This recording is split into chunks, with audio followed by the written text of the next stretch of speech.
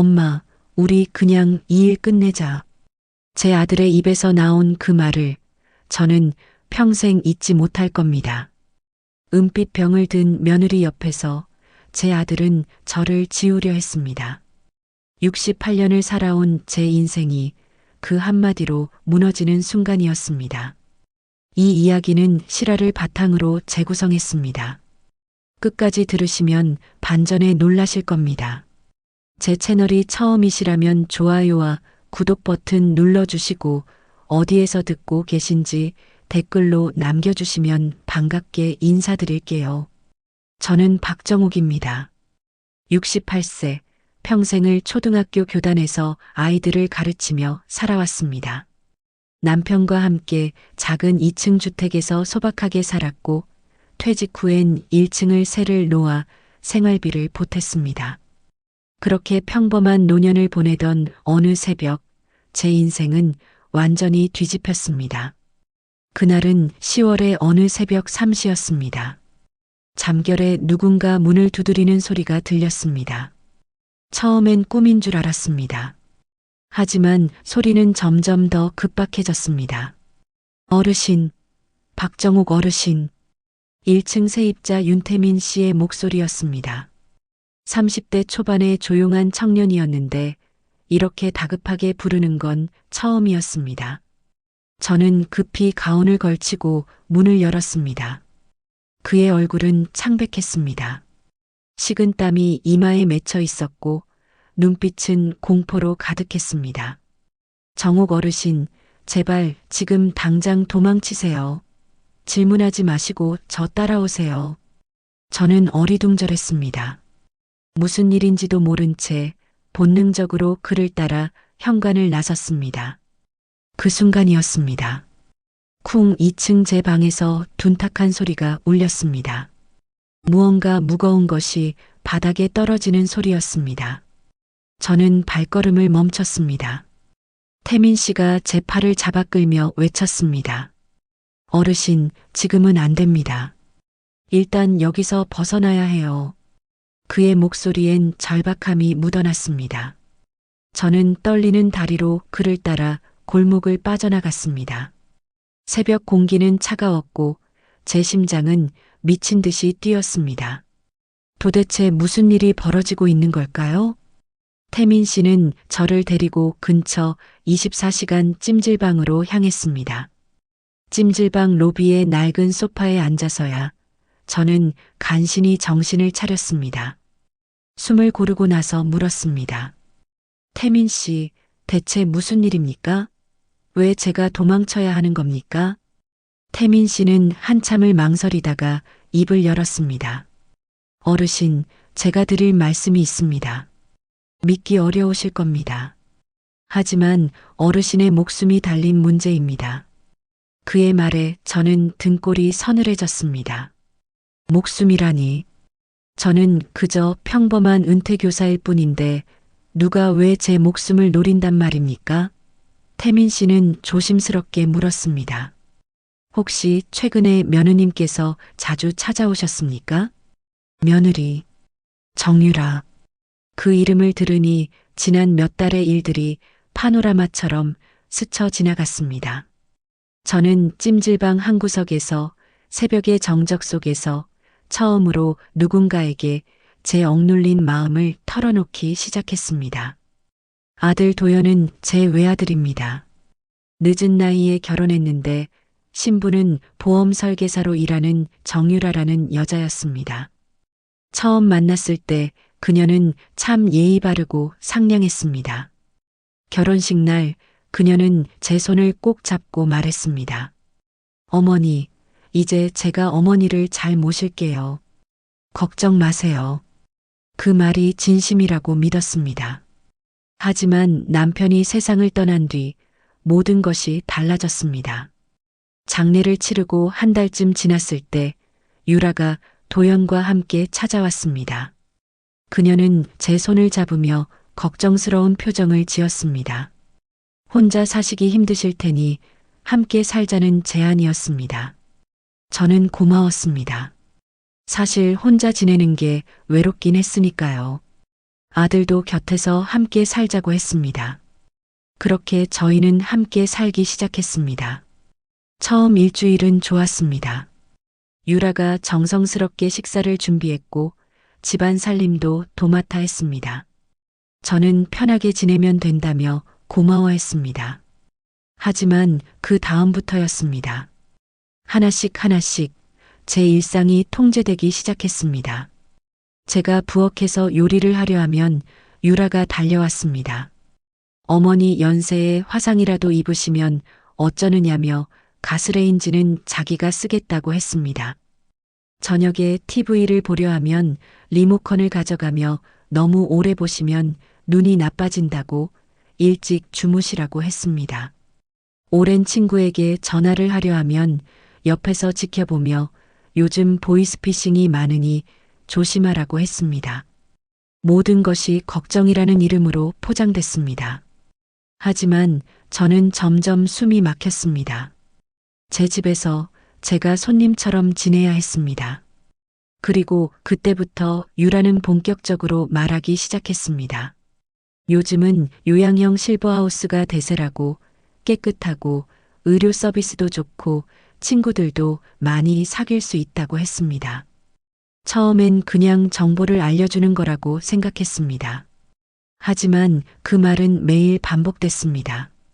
어머니 연세엔 혼자 계시는 게 위험하다고, 넘어지시기라도 하면 큰일이라고 했습니다. 이 집도 너무 오래됐고 계단도 가파르다고 했습니다. 그리고 마지막엔 항상 이렇게 덧붙였습니다. 집을 정리하시면 그 돈으로 훨씬 좋은 곳에서 편하게 지내실 수 있다고 말입니다. 집을 정리하라는 말. 그게 핵심이었습니다. 결국 저는 집에서 쫓겨났습니다. 아니, 정확히 말하면 자발적으로 나온 것처럼 보이게 만들어졌습니다. 어느 날 유라가 밝은 표정으로 팸플릿 하나를 들고 왔습니다. 고급스러운 실버타운 안내 책자였습니다. 자기 보험 고객도 여기 계시는데 너무 만족하신다며 한번 보라고 했습니다. 저는 고개를 저었습니다. 제 집에서 살고 싶다고 했습니다. 그러자 유라의 표정이 순식간에 굳었습니다. 며칠 뒤 아들 도연이 저를 찾아왔습니다. 아들의 얼굴엔 피곤함이 가득했습니다. 유라가 요즘 너무 힘들어한다고 저를 모시느라 자기 일도 제대로 못하고 있다고 했습니다. 저는 제가 언제 모셔달라고 했냐고 혼자서도 잘 지낼 수 있다고 말했습니다. 하지만 아들은 그게 아니라며 유라도 사람이니 이해해달라고 했습니다. 결국 저는 이 집을 떠나기로 했습니다. 더 이상 분위기를 악화시키고 싶지 않았습니다. 아들이 가운데서 힘들어하는 게 보였으니까요. 도연이 작은 월세방을 알아봐 줬습니다. 역세권이라며 좋은 곳이라고 했지만 제가 30년 넘게 살던 집에 비하면 턱없이 좁았습니다. 하지만 저는 아무 말도 하지 않았습니다. 이사하는 날 유라가 웃으며 말했습니다. 어머니, 새 출발하시는 거예요. 좋은 일이에요. 저는 그저 고개만 끄덕였습니다. 가슴 한구석이 무너져 내렸지만 티내지 않았습니다. 그리고 생활비 이야기가 나왔습니다. 남편이 남긴 유산으로 매달 50만 원씩 생활비를 받고 있었는데 도연이 난처한 표정으로 말했습니다. 요즘 사업이 좀 어려워서 당분간 20만 원만 드릴 수 있다고 했습니다. 20만 원. 월세 내고 공과금 내고 식비 쓰면 남는 게 없는 금액이었습니다. 하지만 저는 또 고개를 끄덕였습니다. 괜찮다고 아껴 쓰겠다고 말했습니다.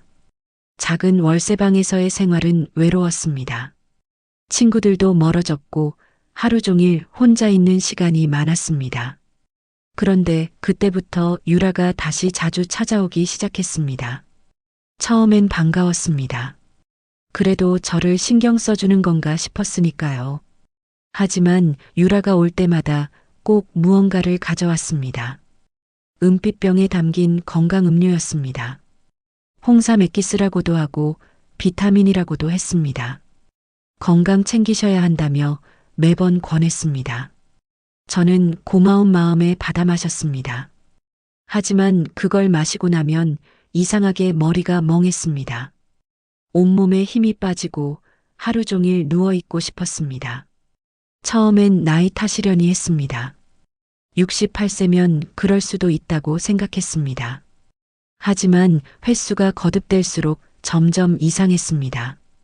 유라가 다녀간 날이면 늘 몸이 이상했으니까요. 그래서 어느 날부터는 마시는 척하고 몰래 버리기 시작했습니다. 싱크대에 흘려버리거나 화분에 부어버렸습니다. 그러자 신기하게도 몸 상태가 좋아졌습니다. 태민 씨는 제 이야기를 듣더니 눈빛을 굳히며 말했습니다. 어르신, 그분들이 어르신을 없애려 하고 있습니다. 저는 믿기지 않았습니다. 아무리 그래도 제 아들이, 제 며느리가 그럴 리 없다고 생각했습니다. 하지만 태민 씨는 핸드폰을 꺼내 무언가를 재생했습니다. 며느리 유라와 아들 도연이 차 안에서 나눈 대화였습니다. 그분이 집을 팔지 않으면 자연스럽게 사라지는 수밖에 없어. 유라의 목소리였습니다. 차갑고 계산적인 목소리였습니다. 그리고 아들의 대답이 이어졌습니다. 알았어. 내가 알아서 해. 그 순간 저는 온몸이 얼어붙는 것 같았습니다. 자연스럽게 사라진다는 것. 그게 무슨 의미인지 너무나 명확했습니다. 제 며느리는 저를 죽이려 하고 있었고 제 아들은 그것을 묵인하고 있었습니다. 평생을 함께 살았던 제 아들이 제가 낳고 키운 그 아이가 말입니다. 찜질방의 형광등 불빛이 너무 밝았습니다. 주변 사람들의 코 고는 소리가 들렸습니다. 모든 게 비현실적이었습니다. 68년을 살아오면서 저는 나름 세상을 안다고 생각했습니다. 30년 넘게 아이들을 가르치며 인간의 선함을 믿었습니다. 하지만 지금 제 앞에 펼쳐진 현실은 너무나 잔인했습니다. 태민 씨가 물 한 잔을 건넸습니다. 저는 떨리는 손으로 받아 마셨습니다. 물은 차갑고 깨끗했습니다. 정신이 조금 돌아왔습니다. 녹취를 들은 순간 저는 제 귀를 의심했습니다. 아니, 의심하고 싶었습니다. 하지만 그 목소리는 분명했습니다. 제 며느리, 그리고 제 아들의 목소리였습니다. 태민 씨가 핸드폰을 거두며 조심스럽게 말했습니다. 어르신, 이게 전부가 아닙니다. 더 들으셔야 할 것들이 있습니다. 저는 고개를 저었습니다. 더 이상 듣고 싶지 않았습니다. 하지만 동시에 알아야 했습니다. 왜 제 아들이, 왜 제 며느리가 저를 없애려 하는지 말입니다. 태민 씨는 찜질방 탁자 위에 서류 몇 장을 펼쳤습니다. 복잡한 문서들이었습니다. 그는 설명하기 시작했습니다. 제가 살던 그 2층 집, 남편이 남긴 그 집이 현재 시세로 12억 원 정도 된다고 했습니다. 12억? 제게는 그저 30년을 살아온 추억이 담긴 집이었는데 누군가에겐 12억이라는 숫자였던 겁니다. 그리고 남편이 남긴 예금과 보험금까지 합치면 총 15억 원 정도의 재산이 제 명의로 되어 있다고 했습니다. 저는 그런 큰 돈인 줄 몰랐습니다. 남편이 평생 모은 돈이고 저희가 검소하게 살며 모은 돈이었지만 그게 누군가의 탐욕을 자극할 만큼 큰 돈인 줄은 미처 몰랐습니다. 태민 씨는 계속해서 말했습니다. 제가 월세방으로 쫓겨난 뒤 며느리 유라가 저를 찾아올 때마다 가져온 그 건강음료에 대해서 말입니다. 어르신, 그 음료에 수면제 성분이 섞여 있었을 겁니다. 조금씩 천천히 어르신의 몸을 약하게 만들려고 한 거죠. 저는 숨이 막혔습니다. 그래서 제가 그렇게 몸이 이상했던 겁니까?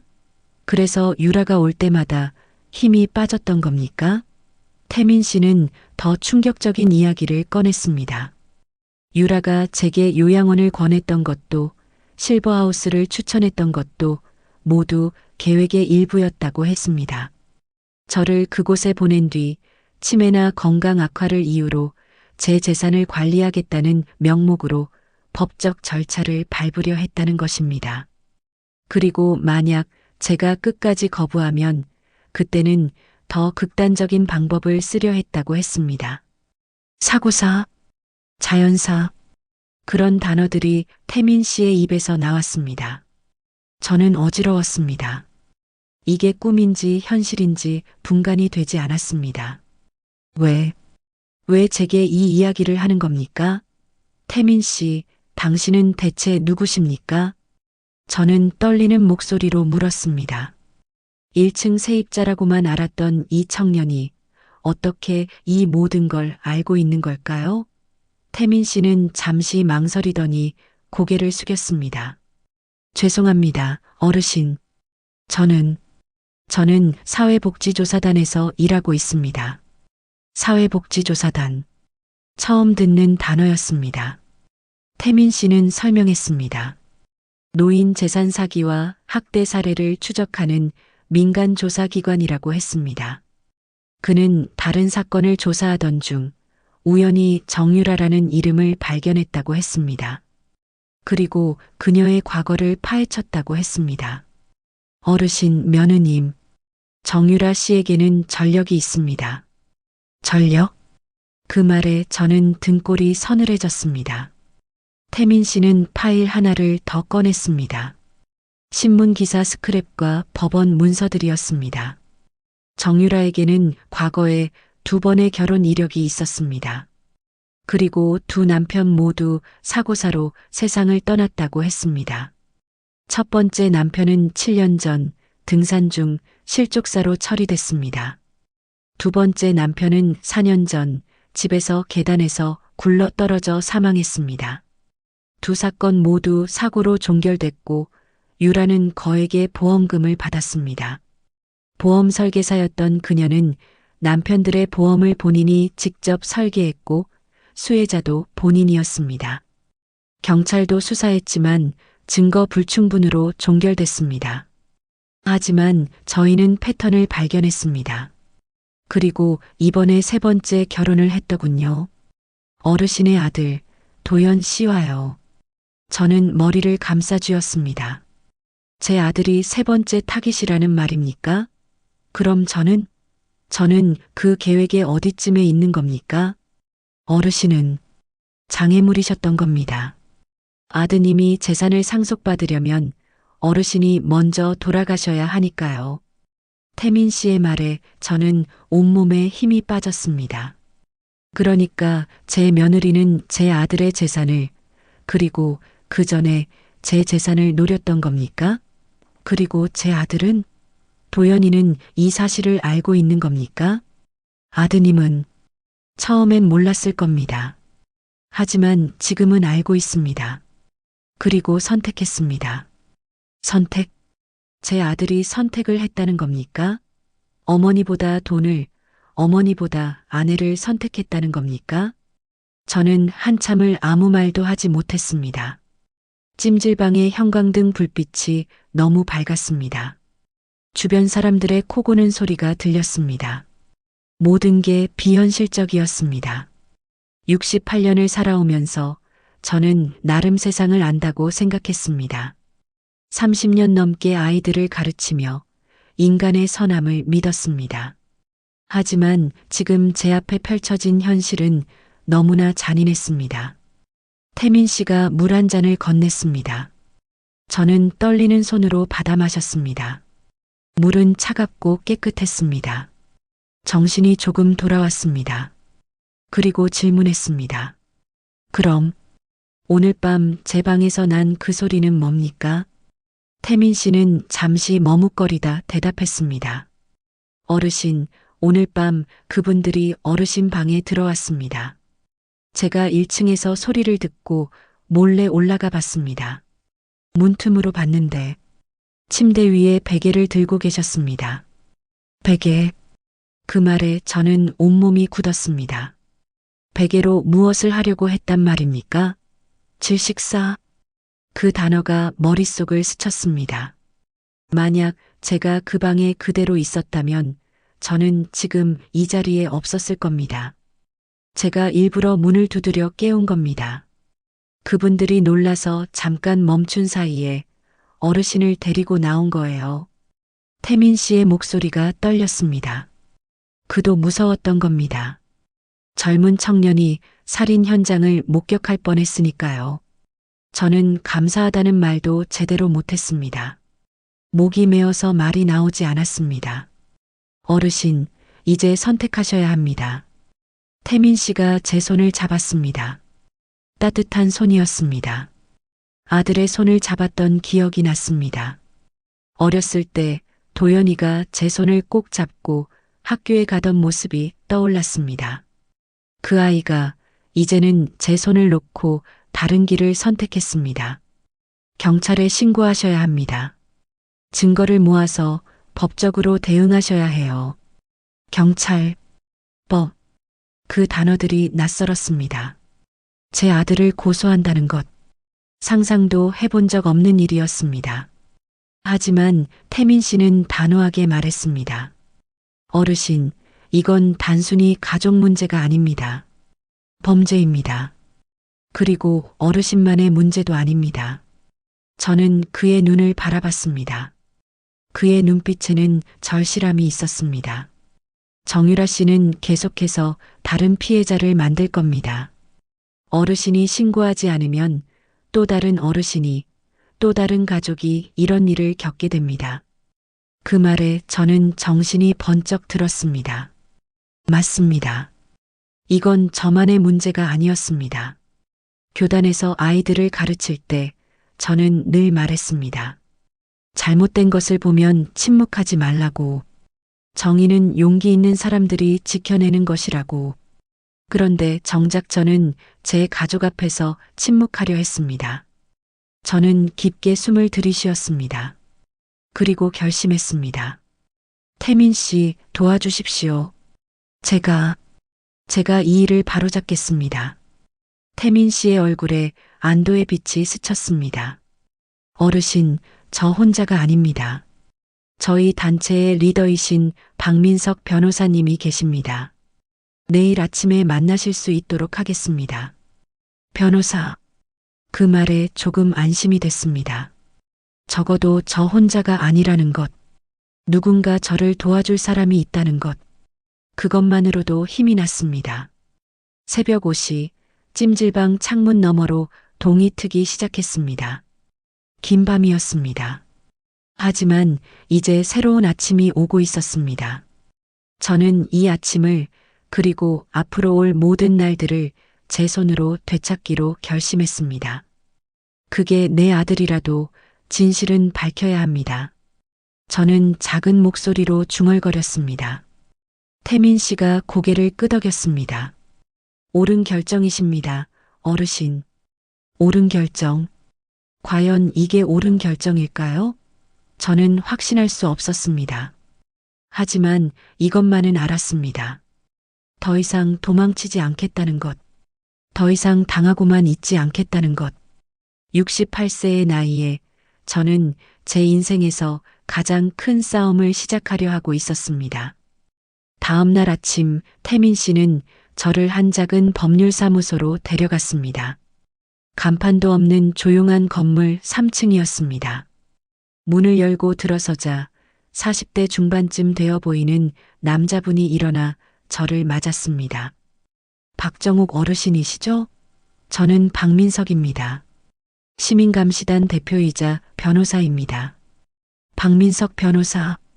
그는 생각보다 편안한 인상이었습니다. 날카롭고 차가울 줄 알았는데 오히려 따뜻한 눈빛이었습니다. 그는 저를 소파에 앉히고 따뜻한 차를 건넸습니다. 캐모마일 향이 났습니다. 어르신, 어젯밤 많이 놀라셨죠? 우선 안전한 곳에 계신 것만으로도 다행입니다. 저는 차를 한 모금 마시며 고개를 끄덕였습니다. 박민석 변호사는 책상 위에 여러 서류들을 펼쳐놓았습니다. 태민 씨가 수집한 자료들이었습니다. 녹취 파일, 은행 거래 내역, 보험 계약서, 그리고 정유라의 과거 결혼 기록들이 빼곡히 정리되어 있었습니다. 어르신, 제가 이 일을 맡은 지 벌써 3년이 넘었습니다. 노인 대상 재산 범죄, 특히 가족에 의한 범죄는 생각보다 훨씬 많습니다. 박 변호사의 목소리에는 분노가 묻어났습니다. 하지만 차분하게 억제된 분노였습니다. 그는 계속해서 설명했습니다. 정유라 같은 케이스가 드문 게 아니라고 했습니다. 오히려 점점 늘어나고 있다고 했습니다. 결혼을 수단으로 재산을 노리는 사람들, 그리고 그들의 희생양이 되는 노인들 말입니다. 정유라 씨는 특히 치밀합니다. 보험 설계사 출신답게 법의 허점을 잘 알고 있죠. 첫 번째, 두 번째 남편 때도 완벽하게 사고사로 위장했습니다. 그는 파일 하나를 펼쳤습니다. 첫 번째 남편의 사망 기록이었습니다. 7년 전 가을, 북한산 등산 중 실족사. 목격자도 없었고 현장에는 유라만 있었습니다. 그녀는 울부짖으며 119에 신고했고 남편은 이미 숨진 상태로 발견됐습니다. 보험금은 5억이었습니다.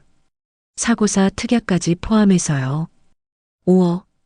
그 돈으로 유라는 빚을 갚고 새로운 삶을 시작했습니다. 그리고 2년 뒤 두 번째 남편을 만났습니다. 이번에는 자영업자였습니다.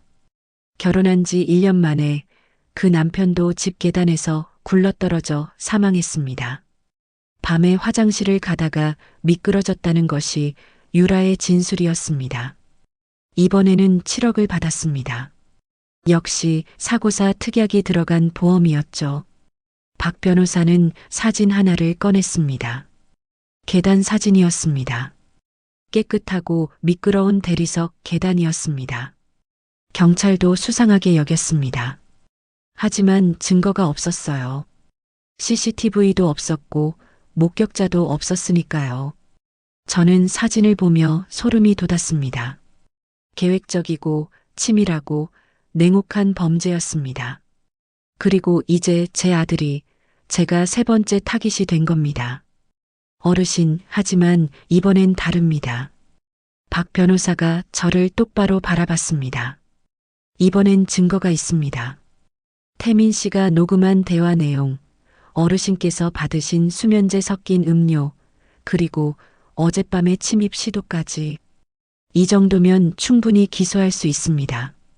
기소, 법정, 재판, 그 단어들이 현실로 다가왔습니다. 하지만 박 변호사는 고개를 저었습니다. 그런데 어르신, 저는 단순히 기소하는 것만으로는 부족하다고 봅니다. 저는 의아했습니다. 증거가 있는데 왜 부족하단 말입니까? 박 변호사는 설명했습니다. 정유라는 영리합니다. 변호사를 잘 선임할 것이고 모든 걸 부인할 겁니다. 녹취는 편집됐다고 주장할 것이고 음료는 그냥 건강식품이었다고 할 겁니다. 어젯밤 일은 단순히 어머니가 편찮으신가 확인하러 갔던 거라고 말할 겁니다. 법정에서는 합리적 의심의 여지가 없어야 합니다. 우리는 더 확실한 증거가 필요합니다. 그 말에 태민 씨가 끼어들었습니다. 그래서 제가 제안이 있습니다. 태민 씨의 제안은 대담했습니다. 아니, 위험했습니다. 저를 미끼로 쓰자는 것이었습니다. 정유라와 도연이 다시 접근하도록 유도하고 그들의 범행을 현장에서 잡자는 계획이었습니다. 어르신께서 돌아가셨다는 소문을 퍼뜨립니다. 그러다가 며칠 뒤 사실은 살아계신다는 걸 흘립니다. 그럼 그들은 당황할 겁니다. 그리고 다시 시도할 거예요. 저는 두려웠습니다. 다시 그들을 만나야 한다는 것, 다시 위험에 빠져야 한다는 것이 무서웠습니다. 하지만 박 변호사가 제 손을 잡았습니다. 어르신, 이번엔 혼자가 아니십니다. 저희가 24시간 지켜보고 있을 겁니다. 숨겨진 카메라, 녹음 장치, 그리고 바로 출동할 수 있는 경찰까지 대기시킬 겁니다. 저는 한참을 고민했습니다. 68년을 살면서 저는 늘 안전한 길을 택했습니다. 위험을 피하고 조용히 살았습니다. 하지만 그렇게 살았는데도 결국 이 지경에 이르렀습니다.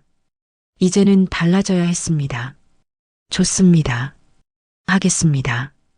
제 대답에 태민 씨와 박 변호사의 얼굴이 밝아졌습니다. 그리고 그날부터 치밀한 준비가 시작됐습니다. 먼저 제가 묵을 안전 가옥을 마련했습니다.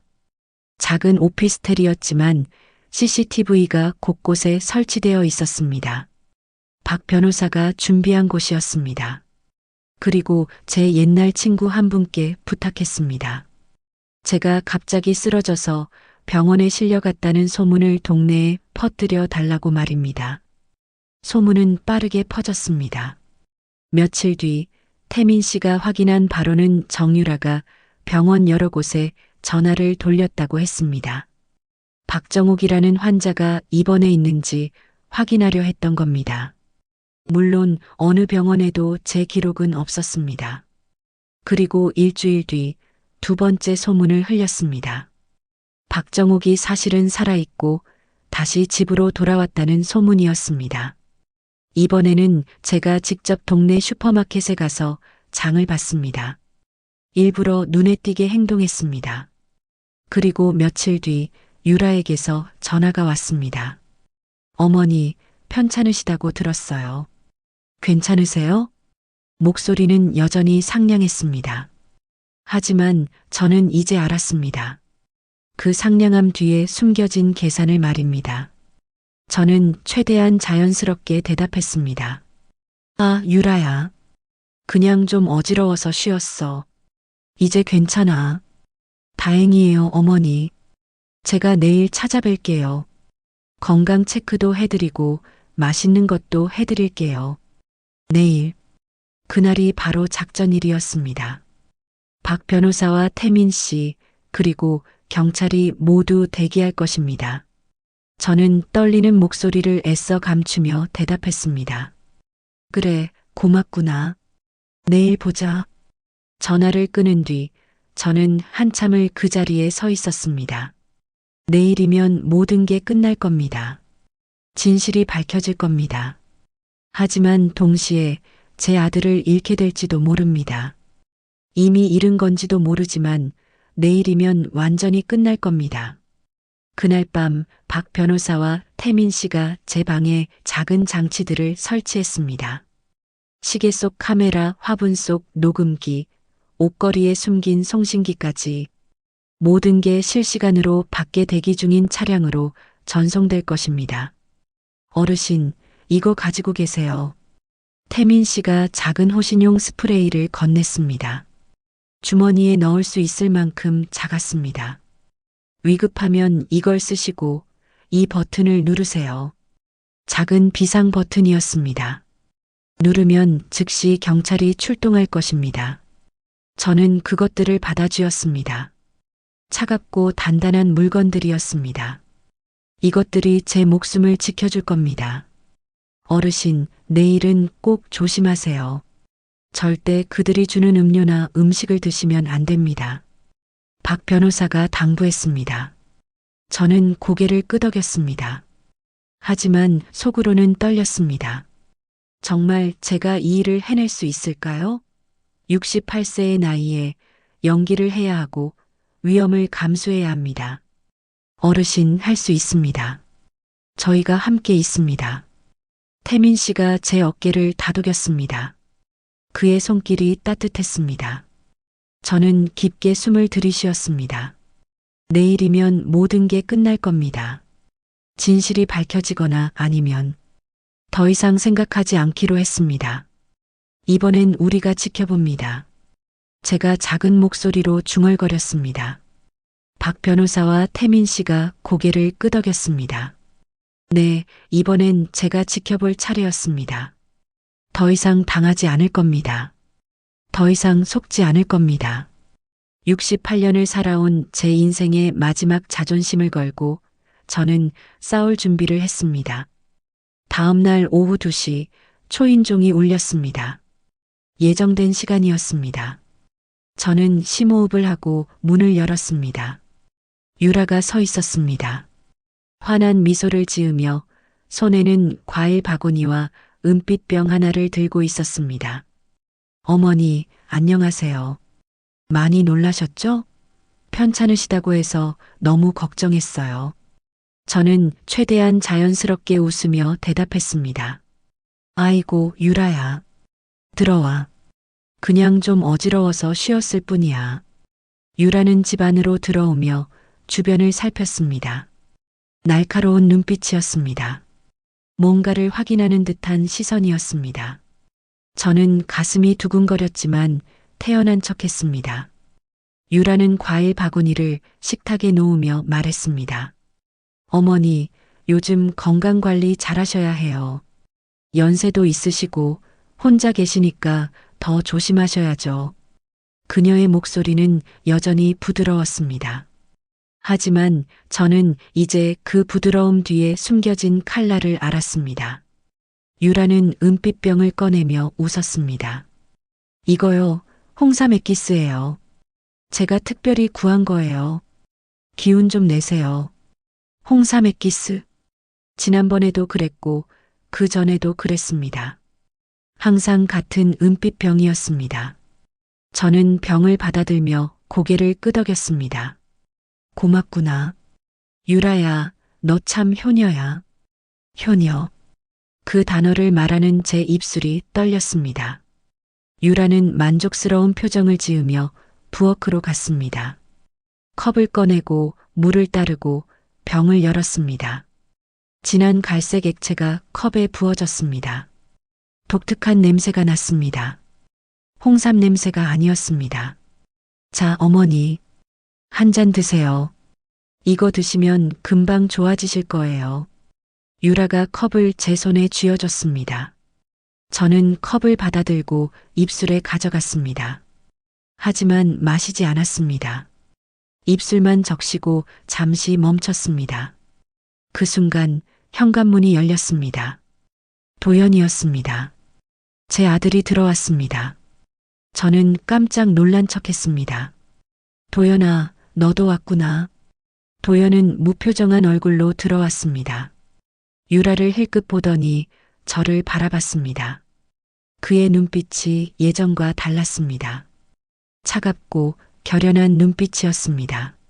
무언가를 결심한 사람의 눈빛이었습니다. 엄마, 어디 아프세요? 아니, 괜찮아. 유라가 이렇게 좋은 거 가져와서. 저는 컵을 들어 보이며 말했습니다. 도연의 시선이 컵으로 향했습니다. 잠시 침묵이 흘렀습니다. 그리고 그가 말했습니다. 엄마, 우리 그냥 이 일 끝내자. 그 말에 저는 온몸이 굳었습니다. 이 일을 끝내자. 무슨 의미일까요? 제 인생을 끝내자는 말입니까? 유라가 도연을 보며 미소를 지었습니다. 동의한다는 듯한 미소였습니다. 저는 컵을 내려놓았습니다. 그리고 물었습니다. 도연아, 무슨 일을 끝낸다는 거니? 도연은 대답하지 않았습니다. 그저 유라를 바라볼 뿐이었습니다. 유라가 한 발짝 다가왔습니다. 어머니, 그냥 편하게 가시는 게 어때요? 이렇게 외롭게 힘들게 사시는 것보다. 그 순간 저는 깨달았습니다. 계획이 바뀌었다는 것을. 그들은 더 이상 음료로 천천히 할 생각이 아니었습니다. 오늘, 지금, 이 순간에 끝낼 작정이었습니다. 유라의 손이 가방 속으로 들어갔습니다. 무언가를 꺼내려는 움직임이었습니다.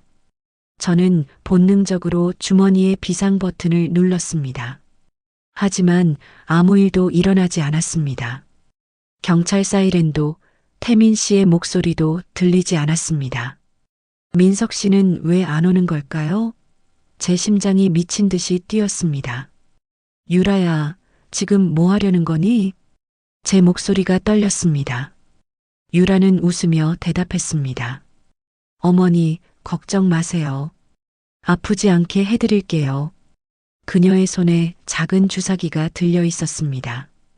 투명한 액체가 차 있었습니다. 저는 뒤로 물러섰습니다. 하지만 벽에 막혔습니다.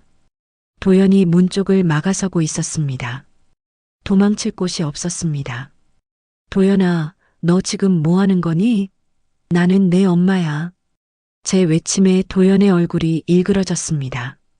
고통스러운 표정이었습니다. 하지만 그는 움직이지 않았습니다. 유라가 한 걸음 더 다가왔습니다. 어머니, 저항하지 마세요. 그러면 더 아파요. 그 순간 저는 결심했습니다. 더 이상 당하고만 있지 않겠다고. 68년을 살아오며 저는 늘 순종했습니다. 남편에게, 사회에게, 규칙에게. 하지만 지금 이 순간만큼은 달라야 했습니다. 저는 주머니에서 호신 스프레이를 꺼냈습니다. 그리고 유라의 얼굴을 향해 뿌렸습니다. 스프레이가 그녀의 눈과 코를 정확히 맞췄습니다. 유라가 비명을 지르며 주사기를 떨어뜨렸습니다. 으악! 눈이. 저는 그 틈을 타서 옆으로 빠져나갔습니다. 도연이 저를 막으려 했지만 저는 있는 힘껏 그를 밀쳤습니다. 68세의 힘이었지만 절박함이 더해진 힘이었습니다. 도연이 비틀거렸고 저는 현관문을 향해 달렸습니다. 엄마. 도연의 외침이 뒤에서 들렸습니다. 하지만 저는 돌아보지 않았습니다. 문을 열고 밖으로 뛰쳐나갔습니다. 복도, 계단, 그리고 건물 밖으로. 빗방울이 얼굴에 떨어졌습니다. 언제부터 비가 내리고 있었던 걸까요? 저는 빗속을 달렸습니다. 68세의 나이에 운동화도 제대로 신지 못한 채 슬리퍼를 끌며 달렸습니다. 뒤에서 발소리가 들렸습니다. 도연과 유라가 쫓아오고 있었습니다. 저는 더 빨리 달렸습니다. 숨이 턱까지 차올랐지만 멈출 수 없었습니다. 골목길로 접어들었습니다. 좁고 어두운 골목이었습니다. 쓰레기통과 자전거들이 어지럽게 놓여 있었습니다. 저는 비틀거리며 달렸습니다. 그리고 생각했습니다. 왜 제가 도망쳐야 하는 걸까요? 왜 제가 제 집에서, 제 아들에게서 도망쳐야 하는 걸까요? 분노가 치밀어 올랐습니다.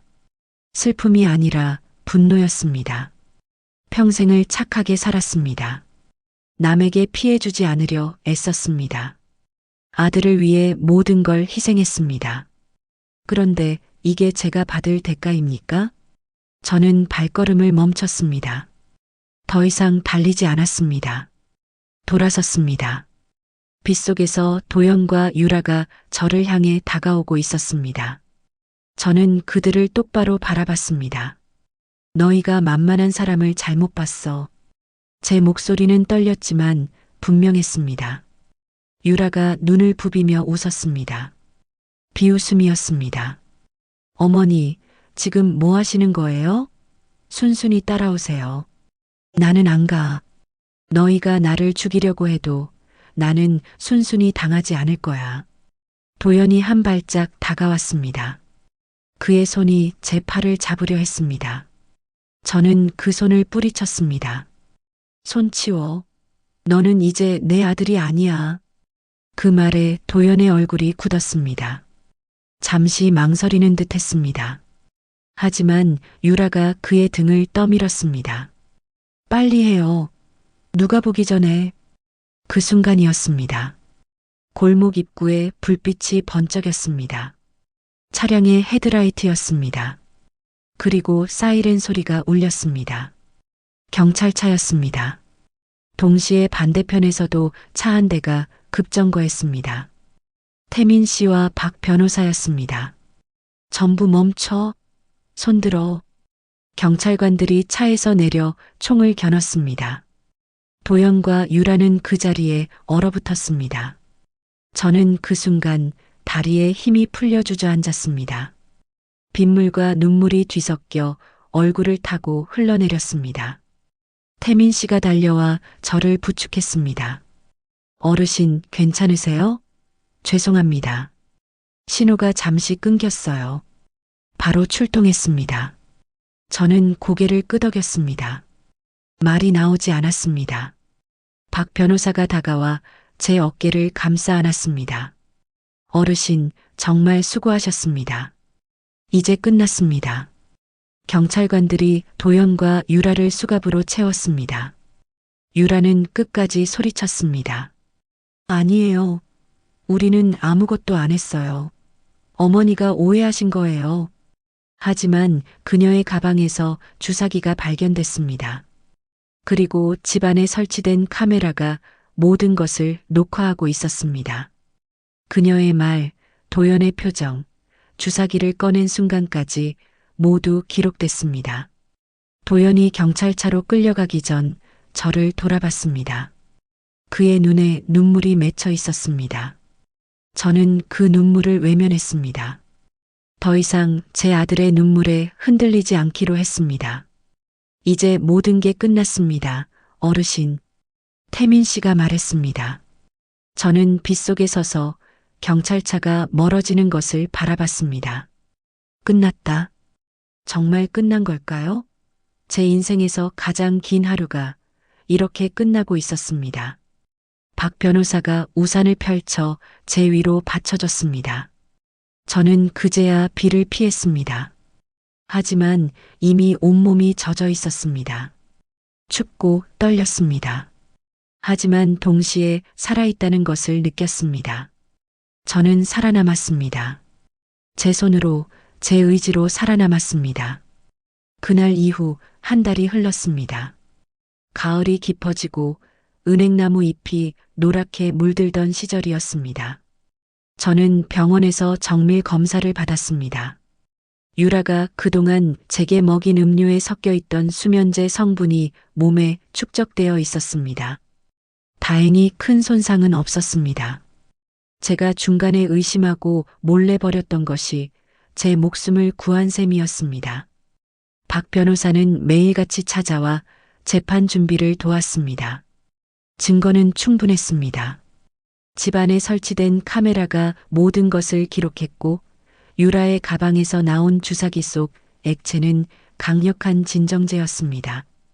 의학 전문가의 소견에 따르면 그 양이면 저 같은 노인은 심장마비를 일으킬 수 있는 용량이었다고 합니다. 검찰은 신속하게 움직였습니다. 정유라는 살인 미수, 존속 살해 미수, 사기, 그리고 과거 두 남편에 대한 살인 혐의까지 기소됐습니다. 태민 씨와 박 변호사가 수집한 증거들이 결정적이었습니다. 과거 두 남편의 사망 사건도 재수사가 시작됐습니다. 이번엔 더 이상 사고사로 묻히지 않을 것입니다. 그리고 제 아들 도연은 공범으로 재판에 넘겨졌습니다. 변호사는 도연이 유라에게 조종당했다고 주장했습니다. 어느 정도는 사실일지도 모릅니다. 하지만 그도 선택했습니다. 어머니보다 돈을, 어머니보다 아내를 선택했습니다. 그 선택의 대가를 치러야 했습니다. 재판날 저는 법정에 섰습니다. 증인석에 앉아 제가 겪은 일들을 진술했습니다. 법정은 조용했습니다. 판사도 배심원도 방청객도 모두 제 이야기에 귀 기울였습니다. 저는 떨리는 목소리로 하지만 분명하게 말했습니다. 며느리가 저를 어떻게 고립시켰는지, 어떻게 집에서 쫓아냈는지, 어떻게 수면제를 먹였는지, 그리고 마지막 날 주가기를 들고 다가왔던 그 순간까지 모두 말했습니다. 도중에 목이 메었지만 끝까지 이야기했습니다. 유라는 끝까지 무표정했습니다. 냉담한 얼굴로 앉아 있었습니다. 하지만 도연은 달랐습니다. 고개를 숙인 채 손으로 얼굴을 가린 채 울고 있었습니다. 저는 그 모습을 보지 않으려 애썼습니다. 이미 마음을 정했습니다. 더 이상 아들의 눈물에 흔들리지 않기로 말입니다. 판결이 내려지기까지 2달이 걸렸습니다. 그 사이 저는 병원 치료를 받으며 몸과 마음을 추스렀습니다. 태민 씨가 자주 찾아왔습니다. 과일도 가져오고 책도 가져왔습니다. 그와 이야기를 나누며 저는 조금씩 일상을 되찾아갔습니다. 어느 날 태민 씨가 조심스럽게 물었습니다. 어르신, 이제 앞으로 어떻게 하실 계획이세요? 저는 창밖을 바라봤습니다. 병원 창문 너머로 가을 하늘이 보였습니다. 높고 맑은 하늘이었습니다. 모르겠어요. 아직은 생각이 정리되지 않았어요. 태민 씨는 고개를 끄덕이더니 말했습니다. 저희 시민감시단에서 시니어 피해자 상담 프로그램을 운영하고 있습니다. 어르신 같은 분들을 위한 프로그램이에요. 혹시 관심 있으시면 자원봉사자로 참여하실 수 있습니다. 자원봉사. 그 말이 제 귀에 울렸습니다. 평생 교사로 살았던 저였습니다. 늘 누군가를 가르치고 돕고 함께하는 삶을 살았습니다. 은퇴 후엔 그런 삶이 끝난 줄 알았습니다. 하지만 아직 끝나지 않았을지도 모릅니다. 생각해 볼게요. 며칠 뒤 판결이 나왔습니다. 박 변호사가 직접 병원으로 찾아와 알려줬습니다. 정유라는 징역 25년형을 선고받았습니다. 과거 두 남편 살해 혐의까지 유죄가 인정됐습니다. 증거가 충분했습니다. 더 이상 그녀는 누군가를 해칠 수 없을 것입니다. 도연은 징역 7년형을 선고받았습니다. 공범이었지만 주도적이지 않았다는 점이 참작됐습니다. 7년. 그 아이가 출소할 때쯤이면 저는 아마 75세가 되어 있을 것입니다. 그때 우리가 다시 만날 수 있을까요? 만난다 해도 우리는 어떤 관계로 남을 수 있을까요? 판결을 듣고 나서 저는 한참을 울었습니다. 안도의 눈물이었습니다. 분노의 눈물이었습니다. 그리고 슬픔의 눈물이기도 했습니다. 제 아들을 잃었다는 슬픈 말입니다. 비록 그 아이가 저를 배신했지만 여전히 제 아들이었으니까요. 하지만 울고 나니 조금 가벼워졌습니다. 무거운 짐을 내려놓은 기분이었습니다. 이제 더 이상 두려워하지 않아도 됩니다. 더 이상 도망치지 않아도 됩니다. 제 인생이 다시 제 것이 됐습니다. 퇴원하는 날 태민 씨와 박 변호사가 함께 나왔습니다. 차를 타고 가는 길에 박 변호사가 물었습니다. 어르신, 자원봉사 제안은 생각해 보셨습니까? 저는 고개를 끄덕였습니다. 하고 싶어요. 제가 겪은 일을 다른 분들이 겪지 않았으면 좋겠어요. 박 변호사가 환하게 웃었습니다. 어르신 덕분에 이번 사건으로 또 다른 피해자들도 구했습니다. 유라의 네 번째 타깃이 될 뻔했던 남성분이 계셨거든요. 그분도 위험에서 벗어났습니다. 네 번째 타깃. 만약 제가 신고하지 않았다면 또 다른 피해자가 생겼을 것입니다. 저는 올바른 선택을 한 것입니다. 일주일 뒤 저는 시민감시단 사무실을 다시 찾았습니다. 이번엔 피해자가 아니라 자원봉사자로서였습니다. 사무실에는 저 같은 시니어 분들이 여러 계셨습니다. 모두 비슷한 경험을 겪으신 분들이었습니다. 자식에게 재산을 빼앗긴 분, 요양원에서 학대받은 분, 보이스피싱에 당한 분들이었습니다. 저는 제 이야기를 나눴습니다. 처음엔 부끄러웠습니다. 제 아들에게 당한 일을 말한다는 게 창피했습니다. 하지만 이야기하고 나니 다들 고개를 끄덕였습니다. 공감했습니다. 이해했습니다. 그리고 위로해줬습니다. 정옥 씨, 잘못은 당신이 아니에요. 당신은 피해자예요. 한 할머니가 제 손을 잡으며 말했습니다. 그 말에 또 눈물이 났습니다. 하지만 이번엔 따뜻한 눈물이었습니다. 그날부터 저는 일주일에 3번씩 사무실에 나갔습니다. 전화 상담을 받고 피해자들을 만나고 제 경험을 나눴습니다. 처음엔 어색했지만 점점 익숙해졌습니다. 그리고 깨달았습니다. 저는 여전히 누군가를 도울 수 있다는 것을, 68세의 나이에도 새로운 시작을 할 수 있다는 것을 말입니다. 어느 날 한 할머니가 상담을 받으러 오셨습니다. 며느리에게 집을 빼앗길 위기라고 했습니다. 저는 그분의 이야기를 듣고 제 경험을 나눴습니다. 그리고 말했습니다. 나이가 많아도 정의는 늦지 않아요. 포기하지 마세요. 그 할머니는 울먹이며 고개를 끄덕였습니다. 그리고 제 손을 꼭 잡았습니다. 그 순간 저는 느꼈습니다. 제 인생이 아직 끝나지 않았다는 것을, 여전히 의미 있는 일을 할 수 있다는 것을 말입니다. 겨울이 왔습니다. 첫눈이 내리던 날, 저는 사무실 창가에 서서 눈을 바라봤습니다. 새하얀 눈이 조용히 내렸습니다. 모든 것을 덮고 새롭게 만들어주는 눈이었습니다. 태민 씨가 따뜻한 차를 건네며 물었습니다. 어르신, 후회하지 않으세요? 저는 고개를 저었습니다. 후회하지 않아요. 힘들었지만 올바른 선택이었어요. 그리고 덧붙였습니다. 이제는 돕는 사람이 되고 싶어요. 저처럼 힘든 사람들을 위해서요. 태민 씨가 미소 지었습니다. 어르신은 정말 대단하세요.